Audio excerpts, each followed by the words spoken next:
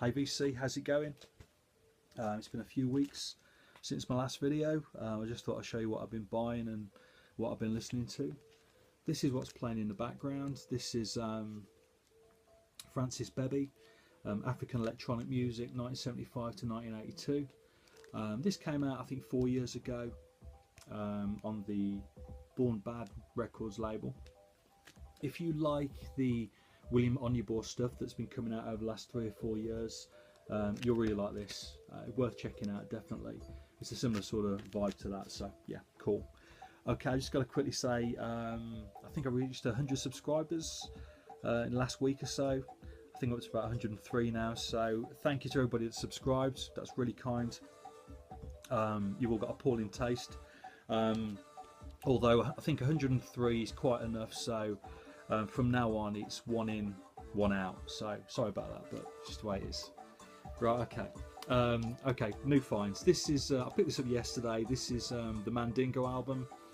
It's a compilation album from the late 70s. Now, I first became aware of Mandingo from the Sound Gallery compilations that came out in the mid-90s, which was a series of compilations just focused on library music basically. Now, I've got the first Mandingo album. I think I've got a couple of copies of it actually, which is a really good listen. I think they made 3 other albums in the 70s, none of which I have. So I was pleased to find this. This is a compilation of all those 4 albums basically. It's on the Music for Pleasure label, which is sort of an EMI budget label from that time. Yeah, pleased to find out. I don't think the record had been played, to be perfectly honest. It's I gave it a spin last night. It's all good, you know what you're getting. It's a sort of, their stuff is sort of, I suppose, best described as tribal funk. Yeah, if that means anything to you, but yeah, cool. All right. Right, this doesn't need much introduction. This is the latest Radiohead album. This came out on vinyl anyway. It came out I think mid-June. Be about right, wouldn't it? This is the indie version, which is on, it's a double album on I think white or opaque vinyl as they put it. Look, it's Radiohead. It's great. Yeah, you can't go wrong with Radiohead. Just great songs. I mean, obviously a lot is said about, you know, certainly when they followed up OK Computer with Kid A and went from that big guitar sound to a more electronic sound. A lot was said about it at the time, but the one thing that's remained consistent throughout their career is the quality of the songwriting. You know, the songs I'm pretty sure would sound just as good with the full band sound, or just sung on an acoustic guitar. You know, it's the songwriting is always so good, so interesting. But yeah, another Radiohead album, you can't complain about that. You know, it was interesting actually when that came out. The weekend it came out on 6 Music and the BBC, they played the album in full. So I always find it interesting the way that Radiohead market their records. I mean, certainly 10 years ago you'd never hear of anybody doing that, playing a new release on the day it come out in full on the radio so anybody can copy it or whatever they want to do. I suppose the way that we access and listen to music has changed, hasn't it? But yeah, so there's quite a big thing around the release on the BBC. I know that Johnny Greenwood was interviewed. There's now an interview with him about the band's history and influences, that sort of thing. But they also talked about his soundtrack work, and it made me dig this out. This is his score to The Master, the P.T. Anderson film. Now, I saw this film when it came out, and I remember walking out of the cinema, and it was certainly the score that stood with me. Yeah, so I picked it up on CD. I don't think it's available on vinyl, but yeah, it's a great score. And so I listened to him talk about it in the interview, made me dig out the CD. But yeah, very good. Right, okay. Right, another new release. This is Sarathi Korwar. Now, I went to see Kamasi Washington play in Birmingham about 6 weeks ago, and this guy was supporting him. I turned up late actually, so I only caught the second half of his set. Basically, he's a drummer, percussionist. He was playing as part of a trio. But basically, it was clear that the trio were building the music around samples. So, from what I understand, he's travelled to India and recorded, you know, certain chants or voices or you know, or singing. and has then built the songs around those samples. And it's very interesting. As I say, when he was swimming live, he plays a trio. There's clearly a lot more musicians on the album, so it is a bigger sound altogether in places. But yeah, this is a really nice record. It came out on Ninja Tune, I think, a couple of weeks ago. So yeah, if that's your sort of thing, it's that sort of that crossover of jazz and electronics. So if that sort of thing is your bag, yeah, give it a listen. Right, okay. I mentioned before, I think actually when I made my last video, I was just on my way to the Moseley Jazz Festival. It's a 3-day festival. On the second day, these guys were playing, the Hot 8 Brass Band, who are a New Orleans brass band who, you know, funk things up basically. Yeah, very cool sound.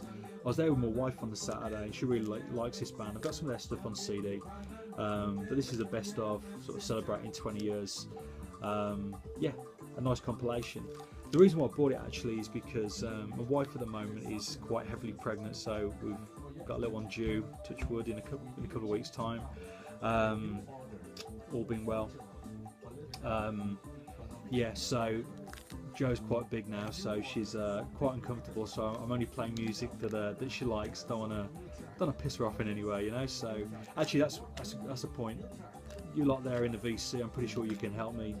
I could do some suggestions for music to play to a newborn baby, or to play around a newborn baby. Something more appropriate, you know. Cool. Right. Another new release. In a previous video, in the background I was playing an album by Bad Bad Not Good. It was the instrumental versions actually of an album that they made with Ghostface Killer that came out last year, Sour Soul. This is their new album. That last album was more hip-hop based with jazz influences.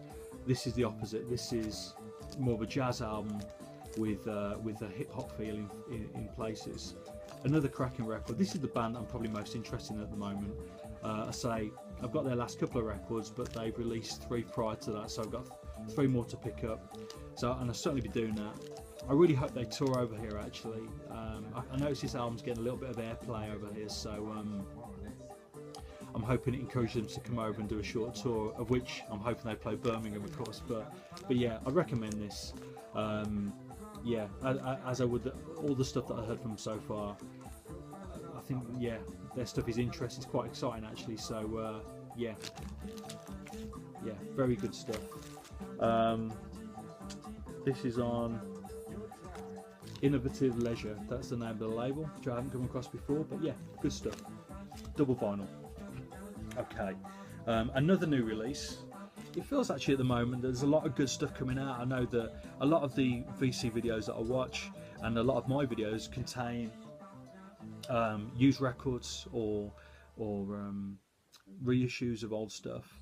At the moment I'm finding a lot of new stuff which is coming out, which is really nice, you know. So yeah, this is another one as well. Michael Kiwanuka, Love and Hate. Now I picked up his first album, which came out 2012 I think. It came out to quite a fanfare, got a lot of hype around it, and I found it quite underwhelming, to be perfectly honest. The songwriting was good enough, but it was all had a very similar pace to it throughout, so it basically ended up just passing you by. This is much better. A difference in styles, but it does hang together really well. This is getting quite a lot of attention at the moment. Actually, it's been quite a big release over here. I got this from Amazon. They had a special where they had signed copies, which is pretty cool. But yeah, the lead single or the lead track off this, Black Man in a White World, has been played quite a lot on the radio. And as soon as I heard that, it's a great tune. I knew I was going to be buying the album. But yeah, again, it's double vinyl. Yeah, and I'd recommend this as well. This is a nice record. Talking about signed records, actually, when I went to the Jazz Festival a few weeks ago, Booker T was playing. Booker T did a great set. I never thought about Booker T playing the guitar. He obviously sat down and played the organ and got up halfway through and knocked out versions of Hey Joe and Purple Rain. Wasn't expecting that. Very good. But afterwards he was in the tent signing records and CDs. I didn't have anything with me, so I picked up one of his CDs. This is a a nice album. I give this a couple of spins recently. But yeah, nice to meet him, shake his hand, get him to sign a CD. This album incidentally has got Questlove on drums, and you can really tell. But yeah, good stuff. Right, okay. Right, time's it. Okay. This is a car boot find from last week. It was only £1. Sister Sledge. Love Somebody Today. This may well encourage a lot of people to turn off now because I'm showing Sister Sledge records. But this is produced by Nile Rodgers and Bernard Edwards from Chic. Now when it comes to guitarists, there's a lot of talk about guitarists in the VC. Robert Fripp, Hendrix, whatever. For me, my favourite guitarist is always Nile Rodgers. Just a great guitarist. He's playing so unique. Actually, it just made me think. Actually, a friend of mine worked in a guitar shop for years, and he always used to moan about people going in and playing the same riffs, you know, AC/DC or Guns N' Roses or Led Zeppelin, whatever it may be, you know. He got to a stage where he couldn't listen to those songs anymore. And a few years ago, I was out looking at guitars with a mate of mine, and my mate picked a Telecaster off the wall, sat down and played "Thinking of You" by Sister Sledge. And I remember at that time that he felt like everybody in the guitar stopped and listened, because it was so different to what they were used to hearing, you know, rather than that Highway to Hell riff or whatever it is, you know. So, but there you go. But yeah, Sister Sledge, £1. Whoever bought this paid £5 for it from WH Smiths in 1980, and I'm pretty sure it's probably the best fiver they spent all year. So there you go. Right. This was a charity shop find earlier in the week. Crowded House, Together Alone. This came out in 1994. I remember it coming out very well. I do like Crowded House. I know it might be a bit mainstream for a lot of people. I think that Neil Finn, as it would be on this record alone, is a great songwriter. Yeah, so not necessarily to everybody's taste, but yeah, I really like this album. It was only £3, and as with most 90s vinyl, it's worth a fair bit more than that when you check on Discogs. But yeah, good record. I'll be keeping it. Cool. Right. Actually, this is an album that I picked up last weekend, and I gotta say I'm not over keen on this. This is John McLaughlin, Shakti. Natural Elements is the name of the album. It's got a real, obviously, Indian vibe to it. A couple of tracks are great, but this is certainly a record that would benefit from, you know, less is more. You know, it just feels like kitchen sink thrown at it. You know, how many notes can you play as quickly as you can? It's exactly the reason why I don't like a lot of rock bands. You know, but I do like John McLaughlin as a guitarist. I like a lot of his stuff, but this album just hasn't done it for me, you know. So there you go. Right, okay. One more. Again, not to everybody's taste. This is Ike and Tina Turner. I love their 60s albums. I love their early 70s albums. They're some of my favourite records. This is later. This is Delia's Power, 1977. I think this is. Yeah, 77. It's a pretty middling album. It's okay, but it does have a nice cover version of I Want to Take You Higher on it, the Sly Stone tune. So if you like Sly Stone, you like Ike and Tina Turner, it's a winner. Right, I'll leave it at that. Cheers, see you all.